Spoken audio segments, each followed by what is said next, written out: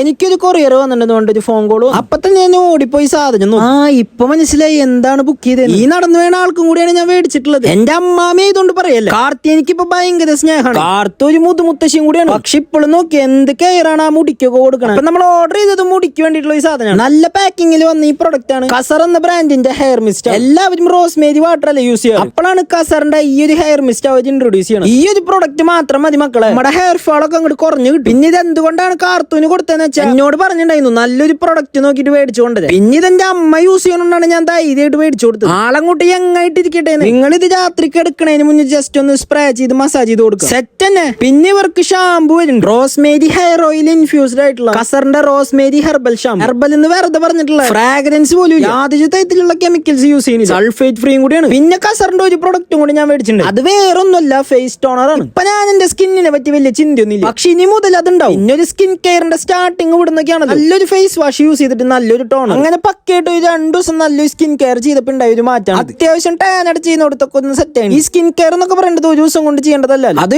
Daily routine ആയിട്ട് ചെയ്യണം. അതിന് നല്ല ഹെൽപ്ഫുൾ ആയി കസറിന്റെ ഉപ്ടൻ പഞ്ച് പുഷ് ഫേസ് ടോൺ. നിങ്ങൾക്ക് ഇത് മേടിക്കാൻ താല്പര്യം ഉണ്ടെങ്കിൽ ഞാൻ അടിയിൽ വേറെ കോൺടാക്ട് ഡീറ്റെയിൽസ് കൊടുക്കും. അപ്പൊ ബൈ ബൈ.